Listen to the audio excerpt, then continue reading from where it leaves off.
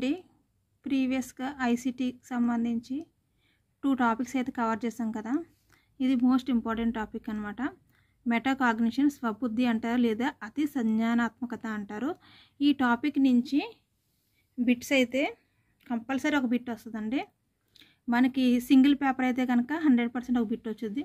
లేదు మనకి సెట్స్ ఇచ్చేసి ఒకవేళ సెట్స్ ఇస్తే ప్రీవియస్ టెట్లో కూడా ఎంత సెట్స్ ఇచ్చినా కూడాను కనీసం 2-3 సెషన్స్ మినిమం ఈ బిట్స్ అనేవి వచ్చినాయండి ఈ టాపిక్ నుంచి.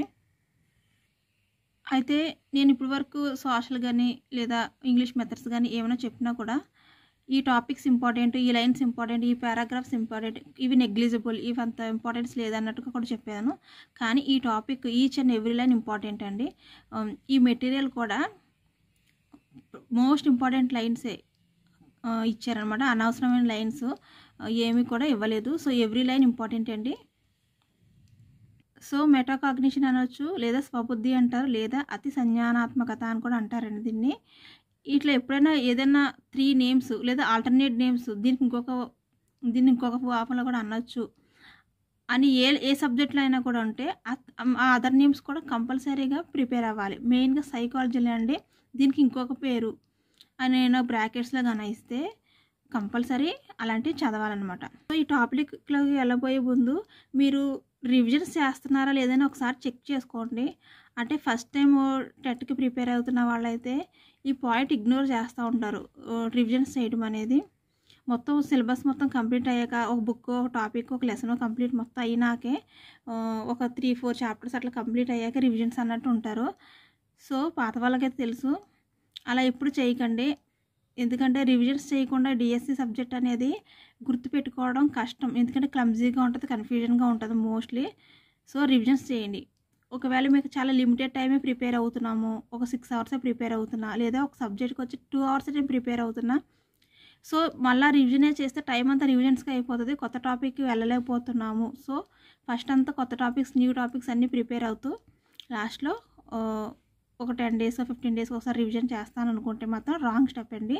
అట్లాంటి వాళ్ళు బదులుగా ఒక డే అంతా ఇప్పుడు 2 hours మీరు సైన్స్ చదివారు అనుకోండి, లేదా సోషల్ స్టడీస్ 2 hours చదివారు ఈరోజు, నెక్స్ట్ ఇంకో 2 hours సైన్స్ చదివారు, నెక్స్ట్ ఇంకో 2 hours తెలుగు చదివారు. సో ఈరోజు అక్కడితో అయిపోయింది, 6 hours మాత్రం చదవగలిగారు. నెక్స్ట్ డే ఆ రివిజన్ చేయమంటే ఆ నెక్స్ట్ న్యూ టాపిక్ ఏది ఉందో అది ప్లస్ ప్రీవియస్ డేది రివిజన్ చేసుకుంటారు. మనకు అట్లా టైం సరిపోవట్లేదు, ఆ 2 hours revision plus new topic చదవలేకపోతున్నాం అనుకుంటే గాన ఒక డే అంతా 2 hours 3 hours ఒక సబ్జెక్ట్ చదివి నెక్స్ట్ డే మొత్తం ఆ 3 hours నిన్న చదివిన ఆ 3 hours కేవలం రివిజన్కి మాత్రమే పెట్టుకోండి. ఒక డే చదువుతారు, ఇంకొక రోజు రివిజన్, అదే సబ్జెక్ట్ని రివిజన్ ప్లస్ ఏదైనా ఆ సబ్జెక్ట్ సంబంధించి ఆ టాపిక్ సంబంధించి టెస్ట్లైనా రాయండి. సో ఇలా ఆల్టర్నేట్ కొత్త టాపిక్ చదవటం, ప్రీవియస్ డేది నెక్స్ట్ డే రివిజన్ చేయటం, అట్లా అన్న ప్లాన్ చేసుకోవచ్చండి. రివిజన్ అంటే ఇలాగే చేయాలని లేదు. రివిజన్లో ఒక 2-3 మోడల్స్ అయితే ఉన్నాయి. సో ఆ 3 మెథడ్స్లో మీరు ఏదన్నా ఫాలో అవ్వచ్చు. ఓకేనా. నా షార్ట్స్లో కూడా ఒక షార్ట్లో అయితే ఓల్డ్ టెక్నిక్, మన పాత పద్ధతిలో రివిజన్ ఎట్లా ఉంటుందో అది చెప్పారండి, అది కూడా ఫాలో అవ్వచ్చు. ఇదేమంటే ఇది కూడా బాగుంటుంది. ఒక రోజంతా కొత్త సబ్జెక్ట్ చదవడం, కొత్త టాపిక్ ఏదైనా 2 hours చదవడం, ఆ నెక్స్ట్ డే అది రివిజన్ చేసుకోవడం, దానిపైన టెస్ట్ రాయడం, ఆ ఆల్టర్నేటివ్ నెక్స్ట్ డే మళ్ళీ న్యూ టాపిక్ చదవడం, అట్లా అన్న కంప్లీట్ చేసుకోవచ్చు అనమాట. సో కాగ్నిషన్ అనే పదం ఆంగ్ల పదం అండి, అది ఇంగ్లీష్ వర్డ్ అనమాట. కాగ్నిషియో అనే లాటిన్ పదం నుండి తీసుకుపడింది. కాగ్నిషన్ అనేది యాక్చువల్లీ ఇంగ్లీష్ వర్డ్, దాన్ని ఏ భాష నుంచి తీసుకున్నారంటే లాటిన్. నెక్స్ట్ కాగ్నిషియో అంటే దాని అర్థం ఏంటంటే జ్ఞానము అని అర్థము. మెటాకాగ్నిషన్ అంటే బిగ్ థింకింగ్ అని అర్థం అండి, అంటే విపులమైన ఆలోచన లేక స్వబుద్ధి. నెక్స్ట్ మెటా అనగా దాటి లేదా ఆ పైన, పరిధికి వెలుపల అంటే అంతకు మించి అంటారు చూడు, అదనమాట. ఆలోచించడం అని అర్థం. మెటా అనగానే ఏంటంటే బిగ్ థింకింగ్ అని వచ్చుద్ది. నెక్స్ట్ పరిధిని వెలుపల అనొచ్చు, దాటి ఆ పైన అనమాట. నెక్స్ట్ మెటాకాగ్నిషన్ను స్వబుద్ధిగా చెప్పబడింది. ఇక్కడ అసలు డెఫినేషన్ అనేది ఉంది చూడండి, మెటాకాగ్నిషన్ లేదా స్వబుద్ధి అని. దానికి అసలు యాక్చువల్ నిర్వచనం అంటే అసలు అదంటే ఏంటో అనేది ఇక్కడ ఉంది చూడండి. వ్యక్తి తన ఆలోచనలను తానే ప్రశ్నించుకోవడం, విశ్లేషించుకోవడం, సంశ్లేషించుకోవడం, మదింపు చేసుకోవడం, మానసిక చిత్రణం చేసుకొని ఊహించుకోవడం లాంటి ప్రక్రియలతో పరిశీలించడమే మెటాకాగ్నిషన్ లేదా స్వబుద్ధి అంటారు. సంజ్ఞానాత్మకత ఆలోచనకు సంబంధించిన ఆలోచనే మెటాకాగ్నిషన్. టెట్లో అడిగి ఉన్నారు, అక్కడ రాశాను కదా. సంజ్ఞానాత్మక ఆలోచనకు సంబంధించిన ఆలోచన ఏంటి అంటే మెటాకాగ్నిషన్ ఆర్ స్వబుద్ధి. ఒక విధంగా తెలుసుకోవడం గురించి తెలుసుకోవడం లేదా మన ఆలోచనల గురించి ఆలోచించుకోవడం, వీటినే సంజ్ఞానాత్మకత మెటాకాగ్నిషన్. అతి సంజ్ఞానాత్మకత ఒక ఉన్నత స్థాయి ఆలోచన విధానం. ఈ డెఫినేషన్ ఎవరిచ్చారంటే జాన్ ప్లేవెల్. అతి సంజ్ఞానాత్మకత ఒక ఉన్నత స్థాయి ఆలోచన విధానం. ఇందులో వర్డ్ ఏం గుర్తుపెట్టుకోవచ్చు అంటే ఉన్నత స్థాయికి వెళ్ళాలంటే ప్లేవెల్, బాగా ఆడు, ప్లేవెల్ అనుకోవాలి. నెక్స్ట్ ఉన్నత స్థాయి, అట్లా రివిజన్ చేసినప్పుడు ఆ 2 వర్డ్స్ తోటి మనం ముందుకెళ్ళిపోవాలి, అంతే అండి. నెక్స్ట్ నెల్సీ నారెన్స్, వీరిద్దరూ ఏమిచ్చారంటే నిర్వచనం, పర్యవేక్షించి తీర్పునివ్వడం. అతి సంజ్ఞానాత్మకత అనగా ఆలోచనలో పర్యవేక్షించి తీర్పునివ్వడం. సో పర్యవేక్షించి అండ్ తీర్పునివ్వడం, ఆ రెండుతో ఏదైనా కోర్స్ పెట్టుకోండి ఫ్రెండ్స్. నెక్స్ట్ అతి సంజ్ఞానాత్మకత అభ్యసన నైపుణ్యాలు ఏమున్నాయంటే 3 ఉన్నాయన్నమాట. ఏంటవి? అతి సంజ్ఞానాత్మకి అభ్యాసన నైపుణ్యాలు, నెక్స్ట్ స్మృతి సామర్థ్యాలు, నెక్స్ట్ 3rd వన్ వచ్చేసి అభ్యాసన పర్యవేక్షణలు. నెక్స్ట్ జ్ఞానం గురించి అది అంత ఇంపార్టెంట్ కాదు ఫ్రెండ్స్. అతి సంజ్ఞానాత్మకత 3 రకాలు. వ్యక్తి తన సొంత ఆలోచనలను గుర్తించడం, దీన్ని ఏమంటారంటే డిక్లరేటివ్ ఆలోచన. నెక్స్ట్ సెకండ్ ఏంటంటే క్లిష్టమైన పనిని గురించి గుర్తించి పూర్తి చేయటం. ఒక క్లిష్టమైన పనిని గుర్తించడం, దాన్ని పూర్తి చేయటం, దీన్ని ఏమంటారు? విధానపరమైన ఆలోచన. నెక్స్ట్ అభ్యసనను సులభతరం చేసే వ్యూహాలను గుర్తించటం, దీన్ని ఏమంటారంటే వ్యూహాత్మక ఆలోచన. సో అతి సంజ్ఞానాత్మకతలో 3 రకాలు అనమాట. So own thinking, difficult areas, planning అనమాట. సొంత ఆలోచనలను గుర్తించడం, దాన్ని ఏమంటారు? డిక్లరేటివ్, విధానపరమైన ఆలోచన, క్లిష్టమైన పనిని గుర్తించి పూర్తి చేయడం కూడా. నెక్స్ట్ వ్యూహాత్మక ఆలోచన ఏంటంటే అభ్యసన సులభతరం చేయడం, ప్లానింగ్ అనమాట, వ్యూహాలను గుర్తించడం. అతి సంజ్ఞానాత్మక 3 అంశీభూతాలు ఉన్నాయండి. అవి ఏంటంటే అతి సంజ్ఞానాత్మక జ్ఞానం, అతి సంజ్ఞానాత్మక నియంత్రణ, అతి సంజ్ఞానాత్మక అనుభవాలు, ఈ 3. అయితే అతి సంజ్ఞానాత్మక అనుభవాల్లో ఉన్నటువంటి చూడండి, ప్రస్తుత భావి సంజ్ఞానాత్మకకు ప్రయత్నించడం అనేది టెట్కి ఇచ్చారండి. నెక్స్ట్ ఒకటి అతి సంజ్ఞానాత్మక నియంత్రణలో వ్యక్తులు తమ అభ్యాస అనుభవాలను నియంత్రించుకోవడం. నెక్స్ట్ అతి సంజ్ఞానాత్మకత జ్ఞానంలో వ్యక్తి తన గురించి తాను తెలుసుకోవడం. ఈ 3 వాటి యొక్క నిర్వచనాల కింద ఇచ్చారు కదా, ఎక్స్ప్లెనేషన్స్ ఇచ్చారు చూడండి. ఆ 3 ఎక్స్ప్లెనేషన్స్ బాగా నేర్చుకుని అడుగుతున్నారు. మెటాకాగ్నిషన్ వలన ప్రయోజనాలు కింద విధంగా ఉంటాయి. విద్యార్థులు మెటాకాగ్నిషన్ ఉపయోగించడం వలన తమ పాఠ్యాంశాలను లోతుగా చదవగలుగుతారు. నెక్స్ట్ మెటాకాగ్నిషన్ ప్రక్రియలు విద్యార్థుల్లో ఉన్నత క్రమ మానసిక సామర్థ్యాలైన విశ్లేషణ, సంశ్లేషణ, సృజనాత్మకత, వివేచనాత్మకత, ఆలోచనలు పెంపొందిస్తుంది. ఓకేనండి. ఈ సామర్థ్యాలు, ఈ మానసిక సామర్థ్యాలు 4, విశ్లేషణ, సంశ్లేషణ, సృజనాత్మక, వివేచన, ఈ 4 అనేవి మెటాకాగ్నిషన్ ప్రక్రియలో విద్యార్థులు ఉన్నత క్రమ మానసిక సామర్థ్యాలు అన్నమాట. నెక్స్ట్ అండి, విద్యార్థులను సమర్థవంతులైన వయోజనులుగా మారుస్తుంది. నెక్స్ట్ పాఠశాల జీవితం నుండి సమర్థవంతమైన వ్యక్తిగత పరిపక్వమైన వయోజన జీవితాన్ని అందుకోగలరు. ఇవన్నీ మెటాకాగ్నిషన్ వల్ల ప్రయోజనాలండి. అలాగే మెటాకాగ్నిషన్ ప్రక్రియలో 3 అంశాలు ఉంటాయి. టెట్లు అడుగున్నారండి. ప్రణాళికను ఏర్పరచుకోవడం, వాటిని పర్యవేక్షించడం, మూల్యాంకనం చేసుకోవడం.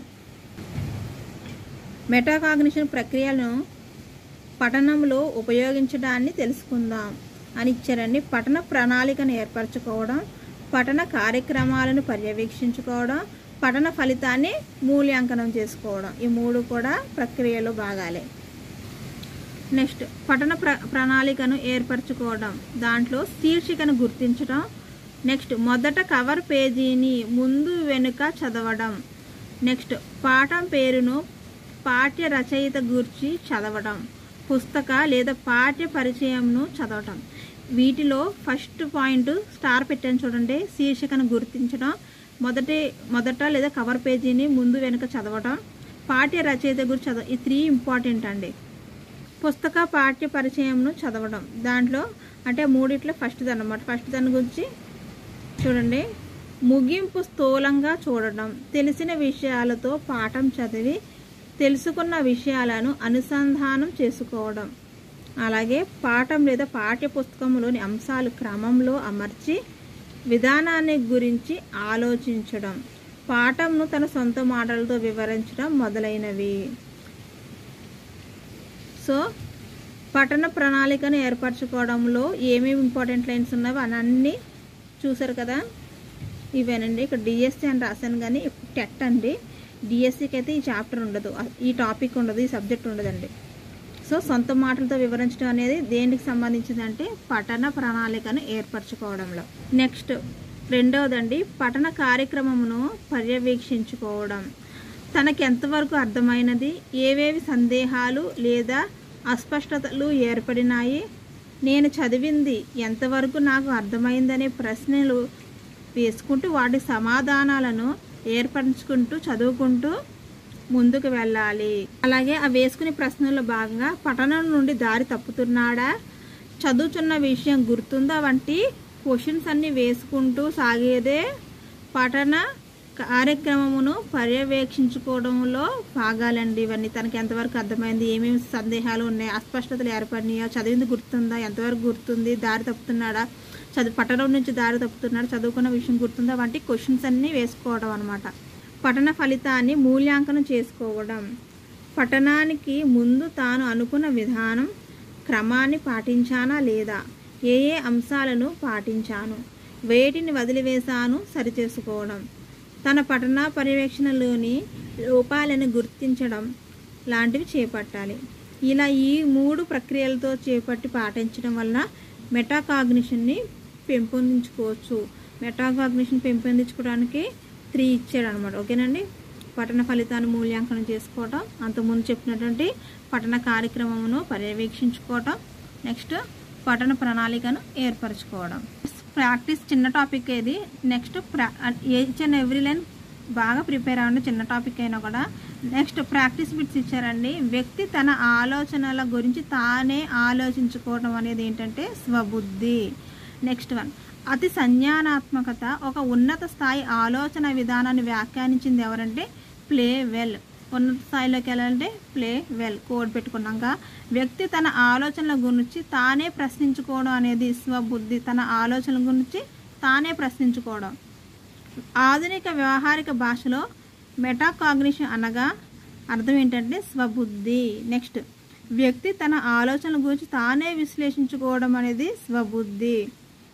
అతి సంజ్ఞానాత్మకత అనగా ఆలోచనలు పర్యవేక్షించి తీర్పునివ్వడం అనేది గుర్తుపెట్టుకోండి. ఆ వర్డ్ తీర్పునివ్వడం అనగా నిర్వచనం కనిపించగానే నెల్సన్ నారెన్స్ వాళ్ళిద్దరు రావాలి. నెక్స్ట్ వ్యక్తి తన ఆలోచనల గురించి తానే మదింపు చేసుకోవడం స్వబుద్ధి. లెవెల్ 2 క్వశ్చన్స్ అండి ఇవి. మెటా అనగా పరిధి దాటి ఆలోచించటం, మెటా అనగా పరిధి వెలుపల తెలుసుకోవడం. 2 కరెక్టేనండి. సో 2 కూడా గుర్తుపెట్టుకోండి. వ్యక్తులు తమ అభ్యసన అనుభవాలను నియంత్రించుకోవడం అనేది అతి సంజ్ఞానాత్మకతలో ఏ అంశీభూతానికి చెందుతుంది అంటే ఆప్షన్ 2 అండి, అతి సంజ్ఞానాత్మక నియంత్రణ. మనకి అంశీభూతాలు ఏమిచ్చారు, 3 ఉన్నాయి కదా. సో ఆ 3 కూడా ఒకసారి రివిజన్ చేసుకోండి, వెనక్కి వెళ్ళండి ఒకసారి. నెక్స్ట్ దాని నుంచి బిట్ ఎలా ఫ్రేమ్ చేశారో చూసారా, ఈ విధంగా ఫ్రేమ్ చేశారు. సంజ్ఞానాత్మక నియంత్రణ అనేది కరెక్ట్ ఆన్సర్ దీనికి. అతి సంజ్ఞానాత్మకత అభ్యసన నైపుణ్యాలు, స్మృతి సామర్థ్యాల గురించి తెలుపుతుంది. అతి సంజ్ఞానాత్మకత అభ్యసన పర్యవేక్షణల గురించి తెలుపుతుంది. 2 కరెక్టే అండి. సో 2 కూడా మనం ఒక డెఫినేషన్స్ లాగా కొంచెం అండర్లైన్స్ చేసుకుని ఇక్కడ చదివేసుకోండి. 2 బిట్స్ కరెక్టే. మెటా అనగా ఆ పైన ఆలోచించటం, మెటా అనగా పరిధి దాటి ఆలోచించడం. 2 సరైనవే. లెవెల్ 3 బిట్స్ అండి ఇవి.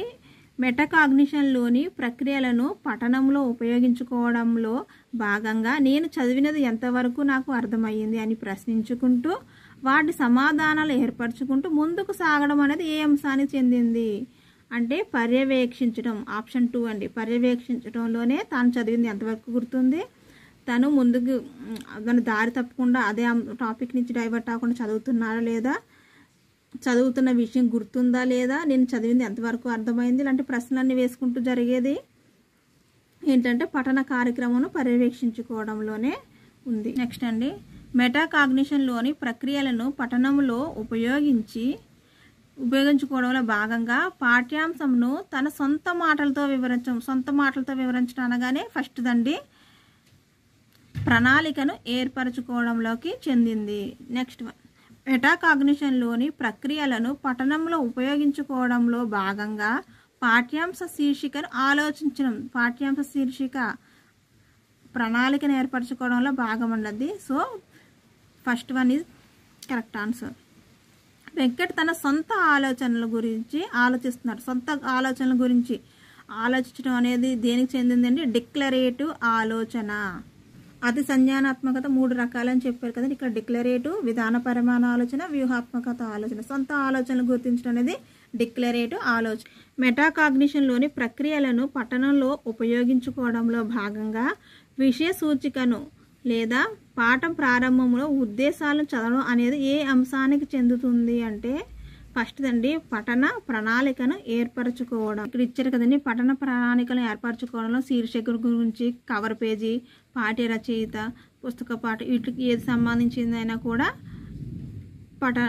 పఠన ప్రణాళికను లక్ష్మణ్ క్లిష్టమైన పనిని గుర్తించి పూర్తి చేశాడు. అది అతి సంజ్ఞానాత్మకతలో ఏ రకమైన ఆలోచన తెలియజేస్తుంది? విధానపరమైన ఆలోచన. పూర్తి చేశాడు, కంప్లీట్ చేశాడు లాంటి వర్డ్స్ వస్తుంది విధానపరమైన ఆలోచన. సో క్లిష్టమైన పని పూర్తి చేయడం విధానపరమైన ఆలోచన. నెక్స్ట్ అండి ఇంకొక 6 బిట్స్ వరకే ఉన్నాయి.